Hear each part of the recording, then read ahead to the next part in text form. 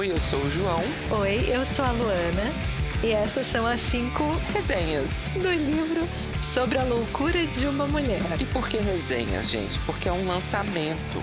Então, a gente achou até que não fossem ter resenhas, mas o povo é rápido aqui, Luana. Só que aí tem positivas e negativas, Luana. É um livro aqui que dividiu opiniões. A gente literalmente vai ler todas as resenhas que a gente encontrou.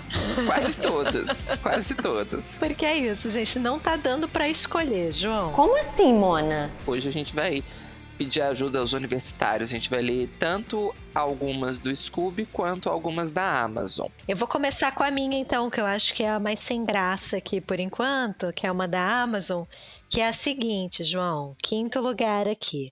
Uma história complexa, intensa, interessante. Acho que merecia mais páginas. Olha! Tem alguém que gosta de ser desafiada. Mais ou menos, mais ou menos, mais ou menos. Eu vou começar com uma positiva aqui, ó. Uma história intensa e cheia de nuances, com personagens que revelam suas fragilidades e contradições ao longo da trama. A leitura prende e provoca reflexões sobre os limites da razão, do desejo e das escolhas.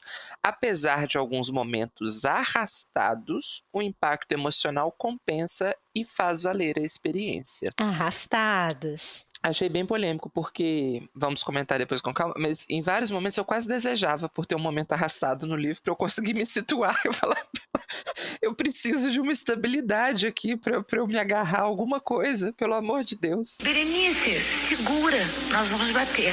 Ó, em 3º lugar, o título é uma indagação, João. Temos um ponto de interrogação. Complexo? Infelizmente, não consegui avançar na leitura. De fato, ela é um pouco complexa. Você precisa encaixar cada parte da história para conseguir fazer uma linha do tempo. Quem sabe em outro momento eu consiga terminar. Honesta, é isso mesmo, tá, gente? É um quebra-cabeça. E eu sou a favor, tá? Do dar um tempo do livro também, deixar ele descansar na estante e pegar em outro momento. Eu acho saudável, eu acho válido. É verdade, sim.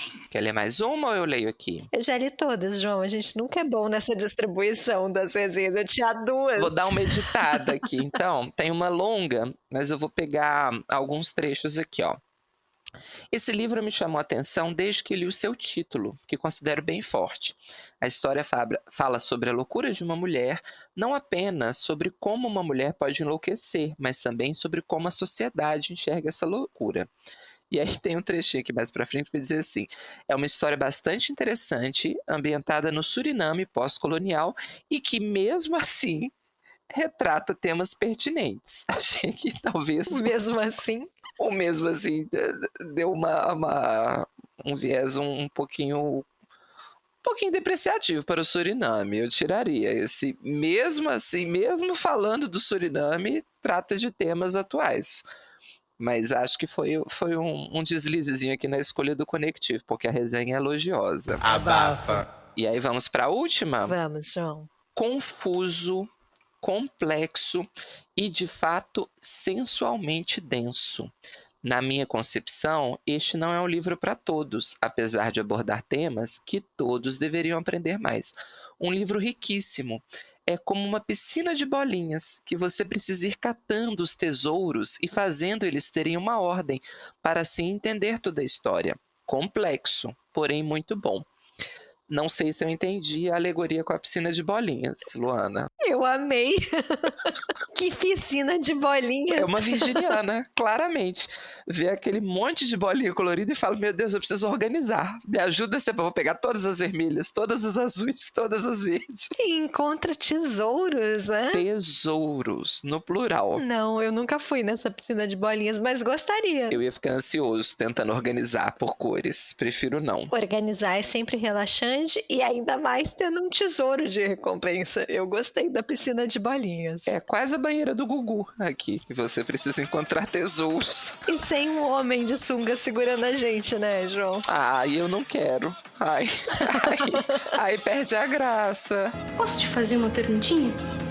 você é piranha? Esse livro sobre o qual falaremos hoje não é uma piscina de bolinhas. Nenhum livro feliz, tá? Aproveitem essas risadas aqui, que vai ser o único momento antes de começar a falar do livro, Vai né? acabar. Eu e o João, a gente estava um pouco desanimado antes de começar a gravar, mas a gente descobriu que agora a gente tem filtros. A gente é muita gente. A Luana tem filtros e estamos, eu e Luana, tal qual, 2 idosos aqui, morrendo de rir, porque a gente simplesmente não sabe como isso aconteceu, mas aparentemente agora a Luana tem filtros. Então a Luana vai ter que conter bastante as mãos, porque mostra pra gente, Luana, o que acontece quando você... Ai, gente. Assistam o vídeo no Spotify ou no YouTube para vocês entenderem este momento mágico. E comigo não dá certo, ó. Não. Claramente a tecnologia tem seus preferidos. A quem interessa calar o homem branco brasileiro, que nem filtro ganha. Não tem explosão de fogos, nada. Ó, pra você, João. O meu não tem, gente. Eu tô muito triste, olha. Tadinha, que barra. Eu e o João, a gente entrou literalmente, assim, definitivamente na terceira idade, porque a gente não tem ideia de onde veio esse filtro. Detalhe, a gente gravou um episódio há 15 minutos atrás. Que não tinha o filtro, simplesmente. Surgiu. Então você aí, jovem, você 30 menos, que souber explicar pra gente o que tá acontecendo, conta pra gente desinstalar ou instalar, ou deixar. Espero que esteja gravando o filtro, né, João? Ainda tem isso. Senão vai aparecer a gente fazendo gestos aqui. Sobre loucura de 2 podcasters, é o tema. A semana não foi fácil, né, João? Não, 2 palhaços aqui. Patati patatá não apareceu. E é isso, gente. É um livro que fala sobre a loucura. Um beijo. Boa semana pra vocês. A gente tá bem no clima. Antes da gente entrar na discussão do livro, Ana, eu queria fazer uma sugestão. Olha só. A Luana tá até chorando. Tô chorando aqui. Porque nesses 2 episódios, né, o tema são países pouco conhecidos no Brasil. E aí a gente brincou no último episódio, falando assim, conta pra gente se você já leu, se você, né, tem um tom de bravata, assim, duvido que você já leu um autor do Timor-Leste. Tem uma pessoa que já leu, Luana, e eu quero aqui prestar homenagem a ela, a gente já indicou ela, mas se você tem interesse em ler países que são relativamente desconhecidos no Brasil, ou que a literatura chega menos, né, para usar um termo mais adequado, tem uma rainha, a gente já comentou o projeto dela antes, mas sempre que possível a gente vai indicar, que é a Camila Navarro, que ela tem um projeto que eu e a Luana somos admiradores confessos, que é o Viajando, escreve com 2 Gs, então Viaggiando. A Camila tem um site em que ela listou, porque ela leu um livro de cada país do mundo, Luana. Acho que são 198 países. E ela leu, gente. Ou seja, falei Timor-Leste, Camila falou, já li. Camila, ó. Coraçãozinho pra Camila. E ela já concluiu, né? 10 anos de projeto. Já tá na 2ª volta ao mundo, ó. E vocês aí. Já tá lendo outros planetas. 2030 ela vai sair da galáxia. Vai pra outras. E a gente aqui se autocongratulando por ter lido Timor-Leste. É isso. Fica a sugestão, então, gente, pra pegar aí dicas excelentes. Se você colocar Camila Navarro também no Google, ele já encontra o site. Mas um projetaço da Camila. Mas é isso, acessem. E eu sempre dou uma colada lá. Quando eu quero algum país, eu dou uma olhada no que a Camila já leu. Maravilhosa. E estamos falando isso, né, João? Porque esta resenha de hoje, né, vamos falar sobre o Loucura de uma Mulher, faz parte, é a parte 2 do nosso episódio de literaturas desconhecidas, países não tão comentados. Então, semana passada a gente falou de 4 livros, agora vamos para o Suriname. Que lhe confesso, Luana, que talvez dos 5 é o que eu menos conheço de todos, viu? Até o Timor-Leste eu acho que eu tinha um pouquinho mais de informação do que o Suriname, porque, por exemplo, né? Só para vocês entenderem onde que eu quero chegar. Eu tinha pouquíssima informação do Timor-Leste, mas a partir do momento que você descobre assim, foi colônia de Portugal, já vem aqui um repertório do próprio Brasil, que você pensa assim, se foi colônia de Portugal, deve ter isso, deve ter aquilo, a arquitetura deve passar por isso, deve ter tal e tal, tal, né? Você consegue fazer uns links aqui, mesmo que sejam projeções, que aquilo não se concretize, mas já vem no pacote colonização Portugal, no pacote estandarte, quando você fecha, né? Já vem com algumas coisas. Agora, o Suriname, gente, é uma grande interrogação na América do Sul para mim. Assim, eu não sei absolutamente nada do Suriname e depois de ler o livro, acho que não me ajudou muito. A gente vai comentar, porque é um livro muito difícil, gente. Luana tem uma frase maravilhosa.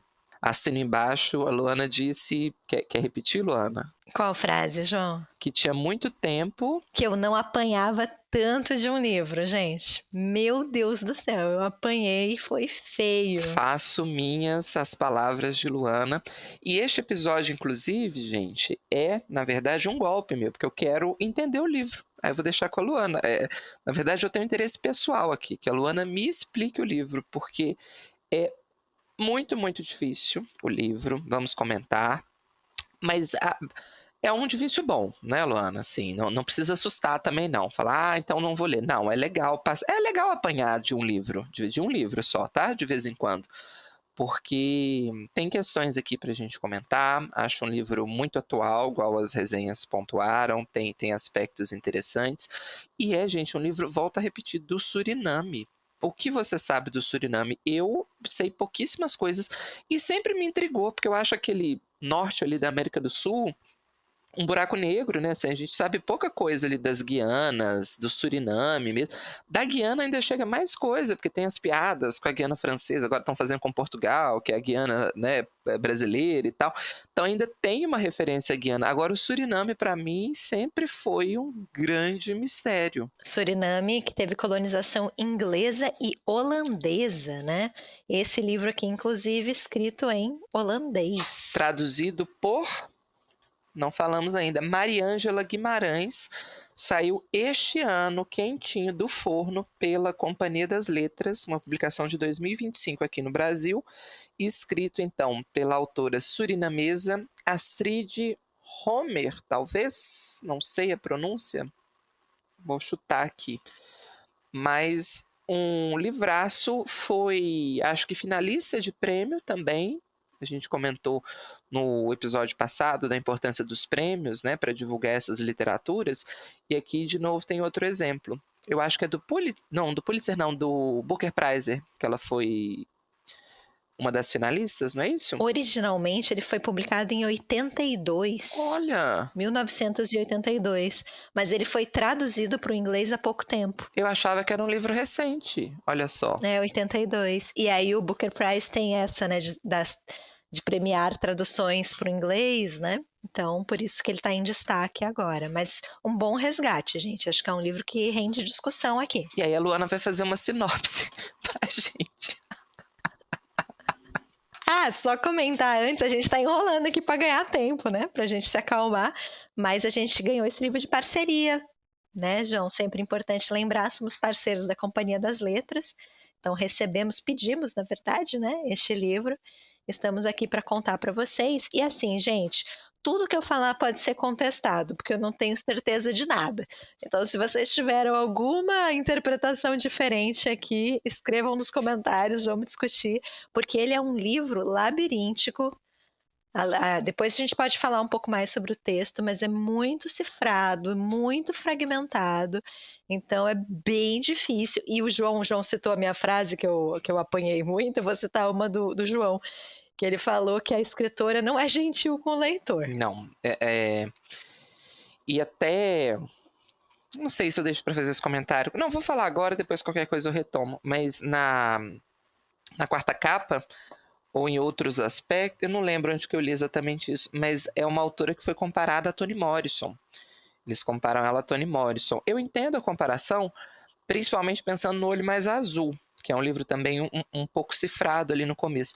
Gente, mas a Toni Morrison é, assim, quase linear perto da Astrid. Eu acho que a Toni Morrison extremamente gentil com o leitor. Tô brincando, tá? Não me entendam mal a expressão, mas é no sentido de que é uma autora que não faz concessão nenhuma ao leitor. Ó, a história é essa daqui, você se vire para você entender, eu não vou explicar nada.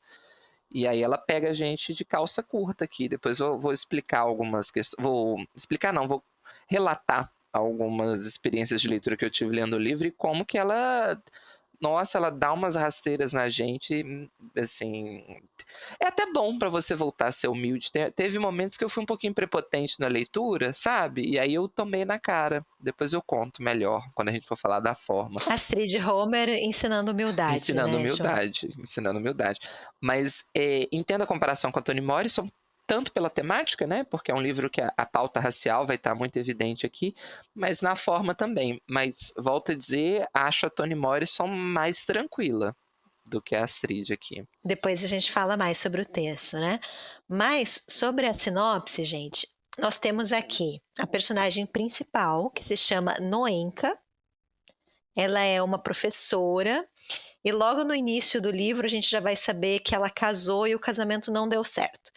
Ela fala que o casamento dela durou exatamente 9 dias, mas gerou tormentos para uma vida inteira.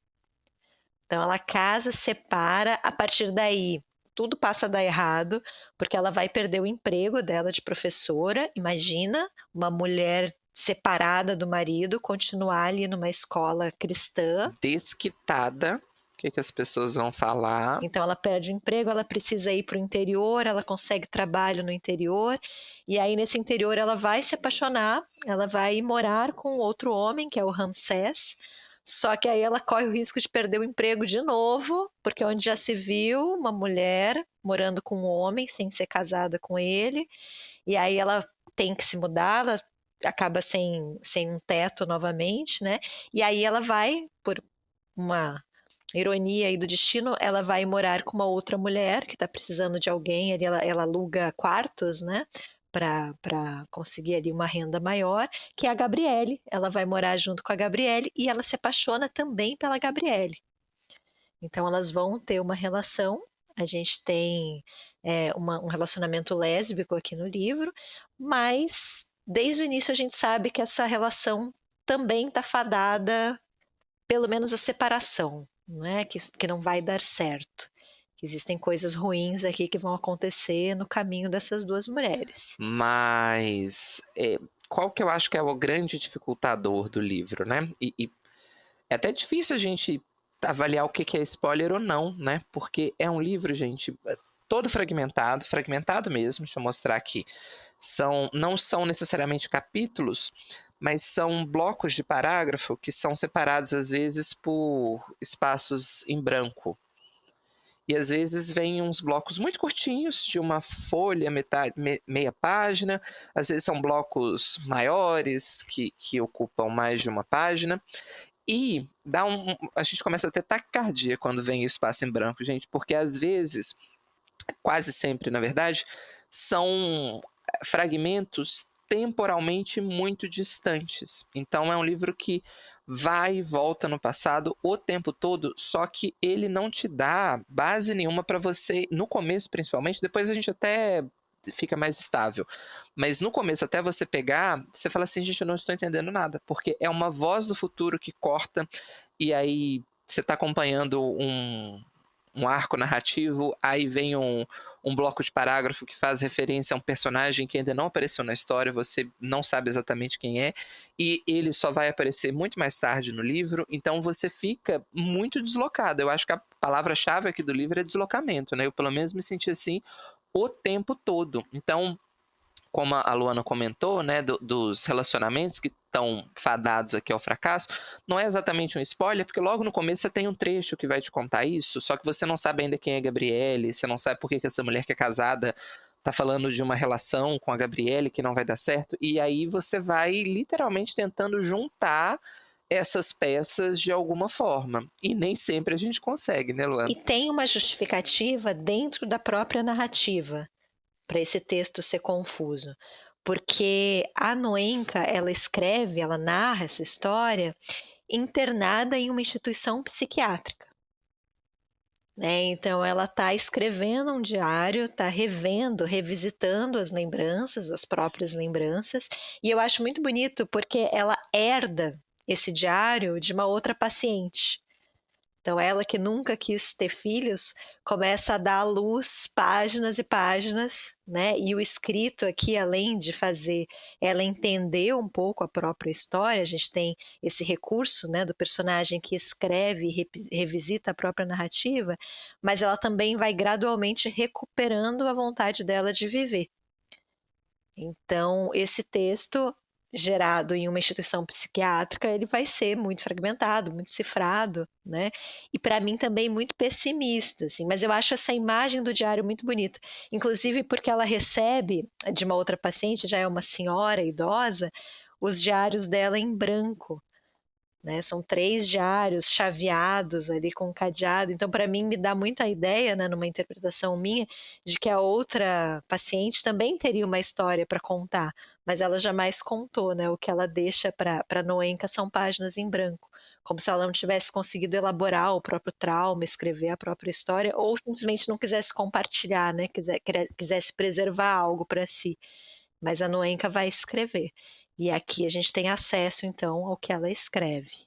E acho também que muito desse estranhamento vem de ser uma cultura pouco conhecida pra gente. Então, por exemplo, às vezes vem um corte, ela fala o nome de um personagem, e como a gente não tem referência, a gente não sabe se aquele nome é masculino ou feminino, por exemplo. Então a gente demora até entender, né, as relações que são feitas ali. Ela fala, eu estava conversando com fulano.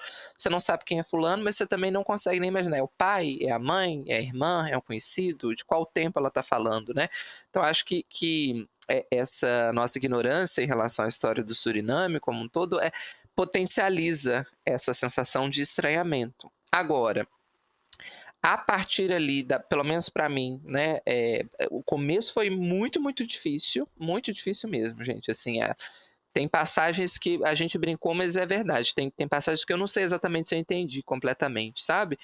Mas ali da página 80 para frente, eu acho que você pega o ritmo da narrativa. E aí começa a fluir melhor, né? Em alguns momentos a gente brincou, mas em alguns momentos ela é gentil, sim. Eu acho que tem aqui uma sequência no meio que é mais cronológica, ou que o corte fica menos abrupto. Então você consegue entender, acompanhar aqui a história. E é aquela construção que quem já lê um livro assim, em maior ou menor escala, com o tempo as coisas começam a se encaixar. Só que eu acho que aqui ela é mais sofisticada, ela encaixa menos pra gente em alguns momentos. Vou deixar para contar isso depois. Eu não sei, comento agora ou não. Vou comentar agora rapidinho, Lu. Mas porque eu brinquei no começo falando assim que ela é uma aula de humildade, porque uma das sensações que eu tive quando eu estava lendo foi aquela sensação de, eu já li livros assim. Daqui a pouco a história vai se organizar. Eu li essa passagem aqui, não entendi muito bem, mas daqui a pouco ela vai, é um trecho importante para o livro. Ela vai me contar de novo e vai explicar. Ela não vai, gente. Quem pegou, pegou. Gente, ela não volta. E aí você termina de ler e fala assim, mas teve 4 cenas aqui que eu não sei exatamente se eu entendi. E você fica nessa ideia de assim, eu já li livros assim. Ela vai voltar nessa cena, ela vai me contar isso de novo de uma forma mais didática. Problema seu, viu? Quem pegou, pegou. Quem não pegou, volta e relê. Dá seus pulos, você não é quadrado. E eu e o João brincamos, porque a gente estava lendo mais ou menos ao mesmo tempo, né? Conversando um com o outro. A falta que faz uma carta. Né, João? Uma carta de um personagem para o outro contando, né, o que está acontecendo, porque a gente veio de uma experiência recente com os Cinzas do Norte, que também é confuso. Aqui também, depois a gente pode falar mais sobre isso. Aliás, acho que quero falar sobre os bafões familiares, muitos bafões familiares, mas tem as cartinhas ali, né? Então, em algum momento, as coisas se encaixam, tudo faz sentido. Aqui a gente não vai ter essa cartinha, gente. Para mim, o único momento que a escrita se faz mais objetiva e mais clara é quando a gente tem acesso ao processo. Na verdade, a sentença do juiz. A gente sabe desde o início que a Gabriele, que é essa amante da Noenka, ela está presa, né? Então, em algum momento a gente vai ter o que o juiz escreveu sobre o caso dela, e aí é uma outra escrita, né? Uma escrita mais objetiva, mais formal ali, mais voltada para um jurídico. Então, ali eu acho que as coisas se esclarecem um pouquinho, mas é só um pouquinho. É só em relação ao destino da Gabriele. Porque a família da Noenca é uma bagunça, é um escândalo. Incesto, temos aqui, então tem várias questões aqui pra gente discutir. Gente, e é um livro que, além dos cortes temporais, os diálogos são truncados, né? Eu fiquei com essa sensação, assim, quando tem os diálogos, eles também não são diálogos tranquilos da gente entender. Você não entende exatamente se aquilo foi dito de uma forma irônica, tem umas falas, às vezes, meio abstratas, meio filosóficas, você tem dificuldade de entender o que está acontecendo na cena. É um livro muito desafiador, gente. Assim, ó, volto a repetir, tinha tempo que um livro não exigia tanto assim da gente, né, Lu? Da gente fazer esses... Mas é um livro que entrega. Eu acho um desafio válido aqui de passar. Né? É um livro que cobra um preço alto, mas entrega. Ele vai entregar em função desse preço. Porque é um livro que discute temáticas muito atuais e muito importantes para a gente. É um livro que vai falar muito de racismo, da questão racial, aqui vai estar sendo colocado o tempo todo. Como acho que gabaritamos aí quase todos os países que a gente comentou, mas é um livro que vai discutir questões coloniais, principalmente o pós-colonialismo aqui, né? O que uma nação que foi colônia de outra precisa resolver, como que ela resolve esses fantasmas do passado. É um livro que vai discutir muito hierarquias sociais, o que uma mulher pode ou não fazer, como ela pode ou não se comportar em determinadas sociedades muito conservadoras, aqui principalmente o que uma mulher negra e o que uma mulher negra e num relacionamento lésbico pode ou não fazer dentro de um país conservador. Então acho que tem muitos pontos de contato com questões que são questões prementes da atualidade, né? E apesar de ser um país sul-americano com uma história diferente da nossa, né? Apesar dessas diferenças, bato de novo nessa tecla de que países que foram colônias têm pontos de semelhança aí, né? Então aqui a gente percebe muitos ecos de situações que são narradas na vida da Noenca que você pensa, isso aconteceria no Brasil da mesma forma, isso claramente, eu não sei exatamente as especificidades da cultura surinamesa, mas você entende o que está colocado ali, porque a gente passa por problemas parecidos de racismo, de homofobia, de machismo, né? A questão racial é uma constante aqui no livro que eu acho interessante, né? E esse recorte específico, né? A questão racial por uma personagem feminina, acho bastante interessante a discussão. Falando especificamente sobre o recorte racial, um dos meus momentos favoritos no livro, eu queria falar sobre ele, é quando a Noenca, ela emula um diálogo que ela teria com o marido. A gente falou que ela se divorcia, ela nunca quis casar, ela nunca teve esse sonho, ela se sente diferente, ela não quer gestar, ela não quer ser mãe, mas de alguma forma um homem se apaixona por ela, acaba convencendo ela a casar, ela vai casar, vai dar errado. A gente não sabe muito bem por que eles se separam. Ela é agredida, né? Eu tô rindo porque entra na interpretação. O que eu entendi, o que eu peguei, né? Mas eu acho que ela chega a ser agredida pela amante do marido, né? Não tem essa passagem logo no começo também? Acho que ela vai narrar. Mas é isso, gente. É tudo muito nebuloso, assim. Você tenta construir, mas tem uma cena de agressão física bem pesada, né? Nessa separação. Sim. E aí, ela se separa e ela fica imaginando na mente dela algo que ela poderia conversar com o marido. E eu acho esse um dos trechos mais fantásticos que eu já li, gente, porque ela fala, não é exatamente nessas palavras, né? Mas é algo mais ou menos assim: eu entendo por que você é violento comigo. Eu entendo o que a sociedade branca fez com você. Por que você, um homem preto, se tornou um homem violento? Eu entendo a relação de poder que está sendo estabelecida entre nós. Eu sou capaz de criar empatia, mas eu também sou uma mulher preta, né? Você deveria estar do meu lado, você deveria me proteger. A gente deveria estar juntos nessa, e não nessa posição, né, de submissão aqui, de opressor e de oprimido, né? Eu acho um trecho muito forte. Para a mulher preta lésbica é ainda pior, né? Então todas as decisões que ela vai tomar são erradas, todas as ações são insuficientes. Eu gosto também muito de um trecho em que ela acaba sendo enviada para um médico, né? E esse médico, ele tá de conluio com o marido dela, o ex-marido, e esse médico quer que ela volte para o marido. E ele fala algo do tipo, vou te passar umas pílulas aqui, você claramente tem problema dos nervos, as mulheres costumam ter problemas dos nervos, então vou te dar essas pílulas, e aí eu espero que você haja como uma mulher normal a partir de agora. E o que é normal? Normal é você ser uma mulher que permanece ao lado do seu abusador, que não se divorcia, que mantém o seu casamento mesmo tendo um marido violento, mesmo sofrendo agressão. Né? E até a mãe dela, ela tem uma relação de profundo amor com a mãe, é uma figura muito presente para ela, mas até a mãe, que ama ela acima de tudo, não quer que ela se divorcie, ela é muito cristã, tem essa questão da religião também perpassando a história, né?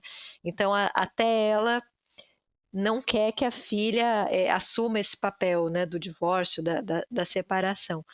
Então, esse ato dela, da Noenka, de rejeitar esse papel de esposa, de rejeitar esse papel de mãe, ele é muito explorado no livro, né? E eu acho forte até a questão da gestação, assim, ela não quer ser mãe, ela não quer que nada dela sobreviva fora de si, ela não quer dar continuidade à sua linhagem, né? A família dela morre na geração dela. Eu estava localizando aqui um trecho, acho que compensa ler, que tem a ver com esse panorama muito complexo que a Astrid vai tratar das questões raciais e de hierarquia. Antes, num dos trechos aqui, é um trecho um pouco longo, mas eu acho que compensa. Ela está descrevendo como que era costume de algumas pessoas do Suriname, principalmente dos homens, que ficavam ricos, irem trabalhar numa empresa de petróleo e depois eles voltavam meio que ali em todo verão para procurarem esposas. E aí ela faz uma análise disso, por que eles voltam para o país para procurar essas esposas. Eu acho muito pertinente. Vou tentar dar uma resumida aqui, mas ela diz assim: em quase todas as famílias se falava do Shell Dream, o tio pobre que tinha migrado para Curaçao e que em pouco tempo havia conseguido se transformar num homem bem-sucedido, com carro americano, mulher venezuelana e muitos dólares. Ainda assim, era por causa das meninas que eles vinham todos os anos com seu look americano, na época em que as chuvas prolongadas faziam as palmeiras reais da cidade se curvarem assustadoramente. Os surinameses não paravam de se vangloriar das suas garotas. As meninas das Antilhas, sem nenhum atrativo, não chegavam aos pés das beldades do Suriname. Aí ela adianta um pouquinho e diz assim: as mulheres de Curaçao eram pretas e de cabelo crespo. Ao contrário do Suriname, a população negra de lá se sentia tão atraída entre si que praticamente não tinha necessidade de se livrar da cor escura de sua pele e do cabelo crespo através da miscigenação, uma aspiração que no Suriname levava a um comportamento ridículo de inferioridade de meninas e homens pretos e era, por exemplo, o motivo de os surinameses do petróleo procurarem suas esposas no próprio país. Então ela mostra, ela faz uma oposição, ela diz assim: a população negra de Curaçao tem orgulho, né, de ser negra, e aí eles se relacionam entre si. Já do Suriname, e aí são camadas e camadas aqui, né, tem essa relação de inferioridade racial, que a gente, né, enquanto brasileiro, sabe que é herança de processo de colonização, né, esse sistema opressor que faz com que as minorias se enxerguem como inferiores o tempo todo. Então ela mostra que existia, em parte da população aqui, essa vontade de quase embranquecimento, né, de se relacionar com um homem branco, porque você tem esse processo cultural que te fala o tempo todo de que você é inferior. Então, se você tem um relacionamento com um homem branco, isso é um ponto de status, isso é um ponto de superioridade cultural, de alguma forma, né? Então, acho que ela é bem ácida, não é exatamente ácida, mas ela é bem corrosiva na crítica que ela faz ao processo de colonização racial, sobretudo, no Suriname. No parágrafo de baixo, vou ler só para encerrar, ela encerra assim essa discussão, né? A escolha continuava insatisfatória. Virgens negras, bonitas e jovens de pele mais clara que tentavam adquirir status e dinheiro por meio de um homem negro, ou meninas que se orgulhavam de seus traços orientais e perseguiam um marido com muito dinheiro, de preferência não ganho com trabalho diário, para fortalecer o mito do pai rico chinês. As brancas, de qualquer forma, continuavam fora do alcance dos nativos.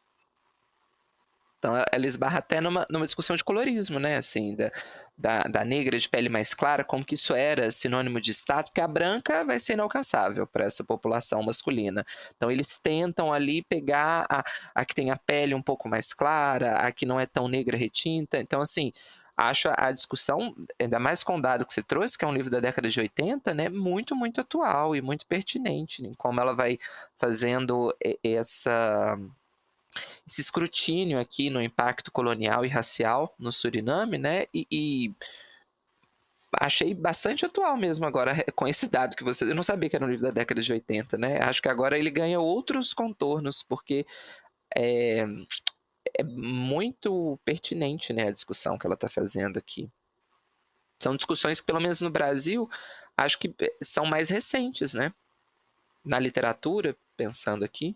E ainda pensando sobre essa questão do colonialismo, né? Eu acho um livro que trata de forma muito forte, muito perturbadora também a questão da herança colonial, né? O João mencionou isso antes, porque a gente tem acesso, olha que complexidade, como o livro de fato é muito difícil, a gente tem acesso à história da Noenca, então esse ex-marido violento, as novas relações, ela vai se apaixonar pelo Ramsés, depois pela Gabriele, tem toda essa questão, mas a gente também vai tendo acesso à história da família dela. E aí eu acho que é um outro ponto que para mim foi muito emocionante na leitura, que eu queria trazer aqui, meu segundo destaque, que é a história das cobras, né? Que ela vai contar que os antepassados dela, por parte de pai, eles eram pessoas escravizadas. Trabalhavam ali numa fazenda de cana-de-açúcar, que depois vai ser convertida numa espécie de um jardim botânico, mas trabalhavam ali na fazenda para um homem branco. Em algum momento acontece a abolição, e esses antepassados dela, mesmo depois da abolição, permanecem ao lado do homem branco. E aí, por alguma razão, eles vão ser recompensados por isso, entre muitas aspas, porque em algum momento essa família branca vai embora, vai desistir daquela cidade, do Suriname, daquele lugar, e aí essa fazenda vai ficar para a família da Noenca, para a família do pai da Noenca, inclusive de papel passado mesmo, registrado, essa propriedade passa a pertencer a uma família negra. Então eles ganham um status, eles vão ter privilégios, entre aspas, também, que outras famílias não têm. Então, por exemplo, o avô da Noenca vai estudar, ele vai para a escola, eles vão inclusive ganhar, né, vão ser conhecidos a partir do sobrenome dessa família branca que existia ali na região, ou parte, né, desse sobrenome. E aí tem uma questão, e eu acho que aqui a autora também trabalha com muitos símbolos, mas tem uma questão da simbologia das cobras, porque o que acontece? Nessa fazenda existiam muitas cobras.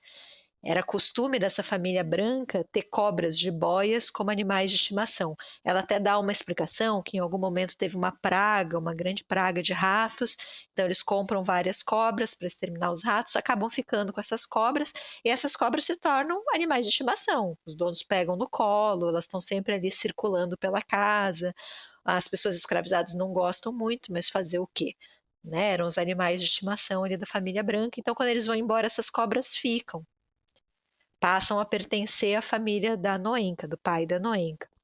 E aí, o pai da Noenca, em determinado momento da narrativa, ele vai estudar, ele também vai para a cidade, e aí um dia ele está voltando para a fazenda e ele vê uma cobra matando uma criança. E ele fica muito impressionado, ele acha aquilo uma cena terrível, de fato, é uma cena terrível. E aí ele fica impressionadíssimo, ele volta para a fazenda e ele extermina todas as cobras. E a partir daí ele vai ser quase deserdado pela família, ele vai ser expulso de casa, o pai dele fica consternado, diz para ele tentar reverter aquilo de alguma forma, porque a ideia é que a partir daí essa família vai ser amaldiçoada, e vai ser de fato, porque muitas coisas ruins vão acontecer a partir daí, com os familiares, e a Noenka acaba herdando um pouco essa maldição. E eu acho uma imagem forte, porque eu fico aqui, aí é a nossa interpretação, né? Um livro que, como o João mencionou, não dá respostas, ele não facilita, mas um pouco essa ideia de que tudo que é herdado do homem branco tem uma maldição em si, né? Nada é presente, nada é privilégio. Ou até mais do que isso, a maldição ela surge quando você decide quebrar uma ordem, quebrar uma tradição, uma regra desse mundo. Então, por ele rejeitar essas cobras, ele vai ser amaldiçoado por isso. E uma quebra simbólica com o passado, né? Porque não deixa de ser isso. A partir do momento que ele mata as cobras, é como se de fato ele estivesse rompendo com aquele passado da herança branca, e a sociedade não vai permitir isso, né? Quem você pensa que é para romper com o passado assim, né? Não se rompe com a dominação dessa forma. Você não tem direito de ter essa independência, né? Isso é um legado que tem que perpetuar, tem que continuar aqui. E acho interessante também como que a Astrid ela usa em vários momentos do livro uma ressignificação simbólica para esses elementos que são típicos de países tropicais, né, que tem essa coisa do imaginário de um país tropical. Então aqui tem essa passagem das cobras, que é muito importante, mas tem outra passagem, quando ela está discutindo ali a relação da Noenka com Ramsés, das orquídeas, né, como que ela vai retrabalhar. Então eu gosto também, que eu acho que é uma piscada da Astrid para esse imaginário que se tem da América do Sul. Ela trabalha com esses elementos da exuberância, da fauna e da flora, mas ela vai agregando valores simbólicos ali de diversas formas. Então, das plantações, das matas, né, das cobras, as orquídeas, e isso vai sendo trabalhado no livro. Eu acho um livro muito, muito complexo mesmo. Assim, para além da questão da forma, a narrativa ela tem muitos elementos que me parece que, se a gente faz uma releitura, a gente vai perceber relações que num primeiro momento a gente passou despercebido porque a gente tinha outras preocupações ali. E eu quero voltar, eu acho que é bem interessante o que você falou sobre romper com o passado, porque ele mata as cobras e ele rompe. Isso é muito trabalhado no livro também, essa ideia de rompimento. Tem duas ideias aqui que eu acho que são trabalhadas. A primeira é que a Noenka jamais teve a menor chance, porque já existia essa maldição, né? Essa má sorte vem de família. Ela tem uma imagem que eu acho forte, que os pais dela são como homens, um homem e uma mulher que já desmancharam os sonhos dela a partir do berço.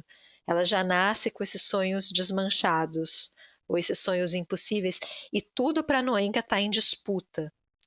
Tudo está em debate. Então, por exemplo, a questão da religião é muito forte, porque o pai, a família do pai, tem religiões ali que não são muito identificadas, pelo menos eu não identifiquei, mas seriam religiões ali locais, nativas, ou mesmo de matriz africana. A mãe já é cristã, já tem ali uma tradição católica, e nenhuma das religiões traz nenhum consolo.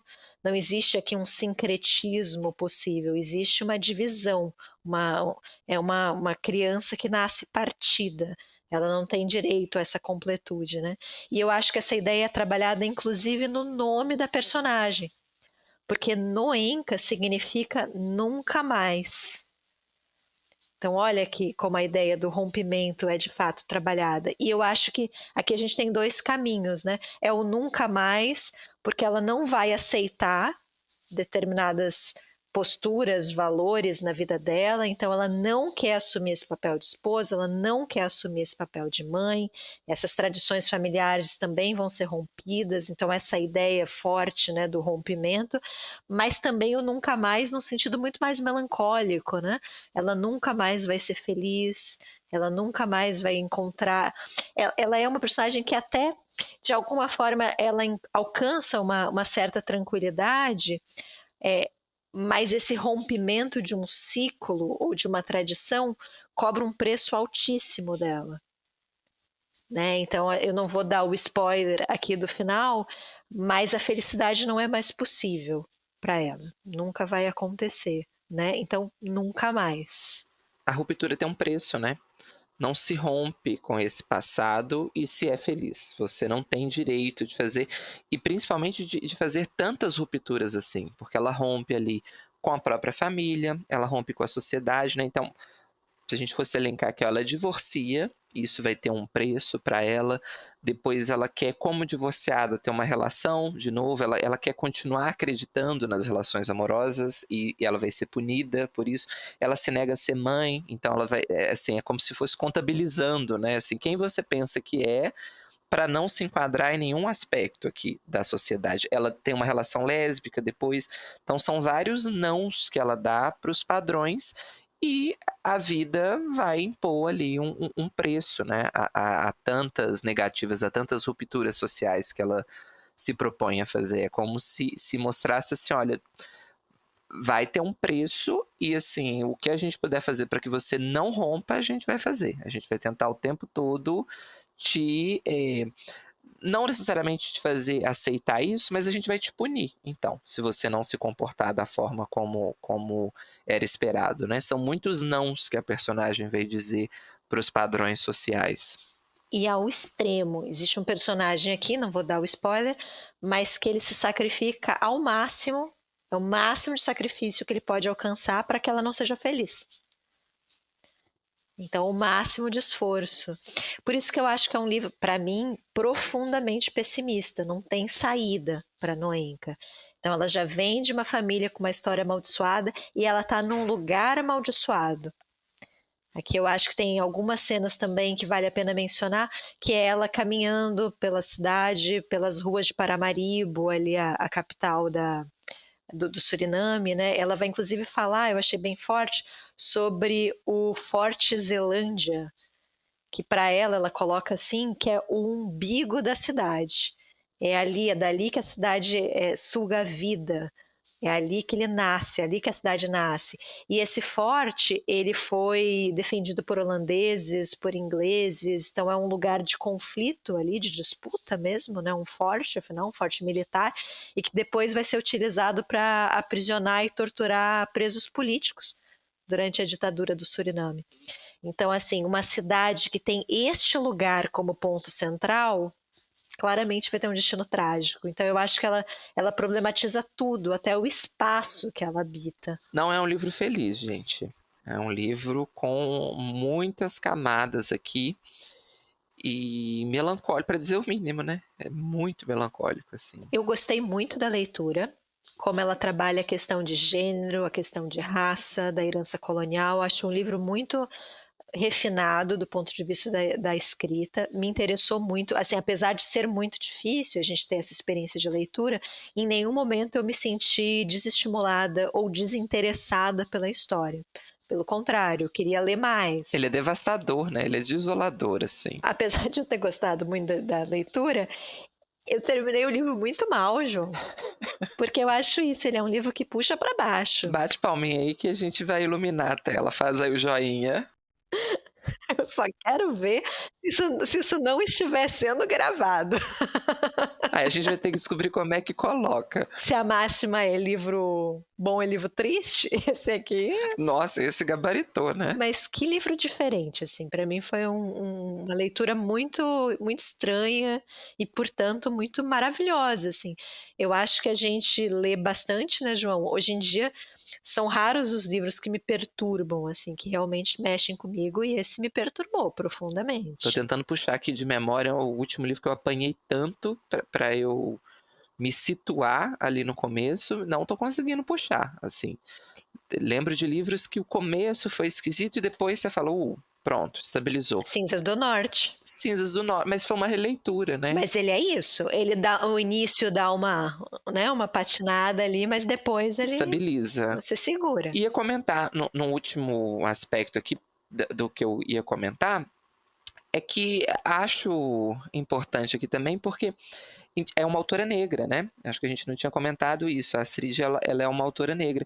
E fica aí, vou dar uma alfinetada aqui em algumas críticas, mas porque em vários momentos, quando você tem autores negros escrevendo, uma cartada que é muito usada no Brasil é de falar assim, Tá, entendo e respeito o enredo, mas falta forma. Cadê a experimentação com a forma? Aqui, ó, ponto. Tá aqui. Se é a forma que você quer, toma.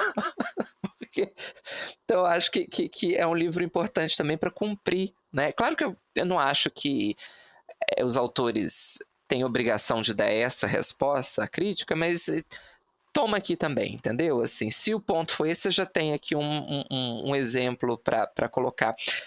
Teve até recentemente, não vou citar nomes para não entrar aqui na polêmica, mas a gente comentou da lista dos livros que a Folha de São Paulo fez, né, dos 25 livros, e os 3 primeiros colocados foram autores negros. E aí teve uma crítica que ficou muito famosa, eles pegaram um trechinho, porque ela falava assim que se percebe, eu não li a crítica, tá? Por isso que eu não vou citar nomes, mas eu vi o recorte viralizado. Mas falaram algo do tipo assim, se percebe que uma tendência contemporânea é que o enredo se sobrepõe à forma, algo desse tipo, assim, que a história está sendo mais valorizada do que a forma literária em si. Acho muito complexo, acho que é uma discussão que rende aqui outros episódios para a gente discutir. Não acho que é uma crítica despertinente o tempo todo, sabe? Pensando, vou dar um outro contra-exemplo. Já vi isso, por exemplo, para não fechar aqui a minoria, né? Mas aí vou dar um exemplo de um lugar mais confortável para mim. Mas já vi isso em livros com temática LGBT, por exemplo, que você lê a história e fala, ok, como história, ok, mas cadê a forma? Mas não acho que é por aí, eu acho que é uma cartada da crítica sempre para deslegitimar algumas minorias que começam a ter destaque, sabe? É uma cartada fácil da crítica em vários momentos de você usar e falar assim, mas cadê a forma? Mas cadê o trabalho? Como se aquela minoria nunca chegasse lá na literatura, ela está sempre devendo alguma coisa, né? E aqui, então, se precisar de um cala-boca aí, tome a Astrid, porque aqui, experimentação com a forma, temos, viu? Temos num nível que poucas vezes eu vi. Não sei se eu me fiz claro na explanação aqui, né? Eu volto a dizer, eu não acho que os autores têm necessariamente que provar nada a ninguém. Mas, se você, enquanto leitor, quiser ir dar um contra-exemplo, tem uma cartada boa aqui para você dar também para desequilibrar esse discurso aí meio opressivo que às vezes a crítica faz de que, mas não tem experimentação com a forma. Tem sim, tá? Tem bastante, né? Tem até nos autores que a crítica fala que não tem, a gente sabe, né? Mas aqui eu acho que é, assim, incontestável. E acho que eu queria mencionar também, João, que estou com essa... Nossa, a minha voz hoje tá ruim. Bem que eu pedi uma pastilha. Eu ia fazer essa denúncia, ainda bem que você vai contar. Porque eu ia falar, Luana com o livro físico em mãos, qual é a explicação? Ela vem pra Flip. Na verdade, ela já veio. Estamos gravando aqui do futuro. A gente tá igual o livro dela, a gente tá desconstruindo temporalmente a narrativa. Ela vem pra Flip desse ano, gente. Então esse episódio talvez esteja saindo na segunda-feira. A Flip acabou de acabar. Luana tá fechando a porta aqui da Flip com a chave. Exatamente, voltando para casa. Mas eu tô bem ansiosa pela mesa dela. É uma autora que muito me interessa. Acho que vai ser uma mesa espetacular. Então estou aqui com meu livrinho físico para tentar um autógrafo. Espero conseguir. Mas assim, impressionadíssima. Acho que para mim é a grande leitura da Flip desse ano. Tô bem impressionada com o livro. Já assim, cravando, é o livro mais desafiador do ano. E é um livraço, gente. Eu acho que compensa sim, tá? A gente brincou muito que é um livro difícil, mas é para você não cair de paraquedas. Mas volto a dizer, é um livro que compensa. Compensa o desafio que está sendo colocado aqui para o leitor. Mas no episódio que vem, aí a Luana conta pra gente, Luana, como foi a mesa, como foi, se você pegou autógrafo, bateu foto. Se bater foto, a gente vai postar pra vocês lá no Insta. Se ela era uma rainha mesmo, acho que era. Tô pronta aqui pra render homenagens. Você vai pedir, você grifou os trechos que você quer que ela explique melhor? Você vai pedir ela pra explicar? Esse aqui realmente eu preciso de ajuda, eu não entendi. Astrid, grifei o livro inteiro. Você pode me explicar por que aqueles irmãos estavam fazendo sexo? Mas é isso, gente. Acho que um episódio mais curto. Na verdade, era o projeto inicial, o episódio de 1 hora, né? É que a gente nunca conseguiu chegar aqui. Mas chegamos. Mas é livro para reler, né, João? A gente está aqui no calor, a gente acabou de acabar o livro. Então, acho que é uma leitura que ganha muito se a gente fizer ela num segundo momento, né? E eu fiquei tão feliz, gente, quando eu vi a publicação no Brasil, né, de uma autora do Suriname. Eu acho, a gente tô caindo aqui na repetição, né, mas a gente fica, eu pelo menos fico muito feliz quando vem autores, assim, que não tinham publicação no Brasil ainda, ou de países pouco publicados, de autores desconhecidos, quando chega com essa força, chega bem, assim, né, com uma editora grande, que vai dar esse suporte, já chega vindo para a Flip. Eu acho que é um movimento que a gente tem que valorizar no mercado editorial, sabe? Porque a gente sabe, sempre eu aqui fazendo papel de advogado do diabo, a gente sabe que muitas vezes é um tiro no escuro para a editora também. Assim, vou bancar um projeto aqui de trazer um autor que não é tão conhecido, né, de um país que tem pouca coisa no país, no Brasil, ou que não tem nada. E aí, quem me garante que isso vai ter uma repercussão? Então, eu acho que é um movimento que a gente tem que valorizar quando as editoras bancam isso, quando as editoras tentam, né, quando elas se arriscam de alguma forma. Acho um movimento, principalmente quando é uma editora.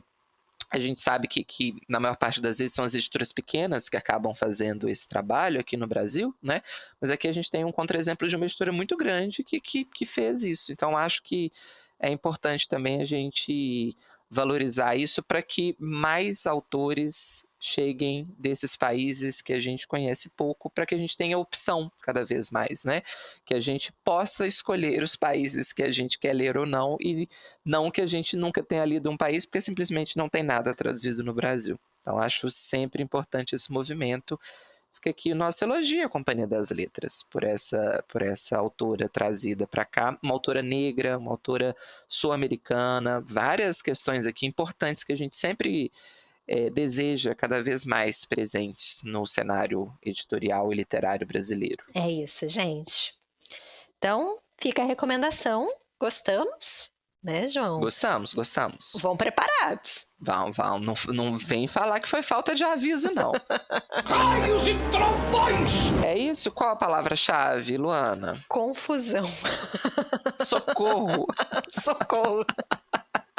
Socorro é bom. Escrevam socorro. Socorro. Por favor, mandem mensagem. Tem várias coisas que eu quero perguntar sobre o livro. Eu também, gente. E é isso. Aproveitar para dar boas-vindas, João. Boas-vindas, sempre. Temos um Apoia-se. Gente, estão sabendo da novidade? Mentira, já tem faz um bom tempo, né? Mas temos várias recompensas. apoia.se/livros e listas pode. Dá para achar a gente facinho. Também o nosso link está na nossa bio do Instagram. Aparece também aqui na descrição do episódio. Então, se vocês quiserem apoiar aqui o projeto, serão muito bem-vindas. Uma das nossas recompensas é participar de um grupo no Telegram, né, João? Lá, inclusive, choramos pitangas por causa desse livro. Não estamos entendendo nada. Escrevemos lá. Damos pequenos spoilers dos próximos livros, porque a gente conta as leituras que a gente está fazendo, quais são os temas que a gente está pensando, aceitamos sugestões, fazemos sorteios, né? Não tem ainda um prazo específico de sorteios, mas sempre que a gente consegue, a gente faz sorteio de livros. O último sorteio que a gente fez foi um livro autografado do Milton Ratum. Tá bom para vocês? Quando vocês estiverem ouvindo esse episódio, talvez a gente até tenha imagens dessa entrega para provar que a gente já fez esse sorteio. A gente faz sorteios de livros, a gente sorteia indicações, né? Os nossos apoiadores, uma das recompensas é o sorteado indicar um livro para a gente ler em conjunto e comentar aqui. Vocês sabem disso porque a gente já fez em outros episódios, né? Então teve A Vida Invisível de Eurídice Guzmão, foi um dos livros sorteados para a gente ler. O Poeta Chileno. Polêmico. Pachinko, uma delícia. Então tem várias formas de você ser recompensado e de apoiar o canal. Mas além disso, não é a única forma de você apoiar o canal.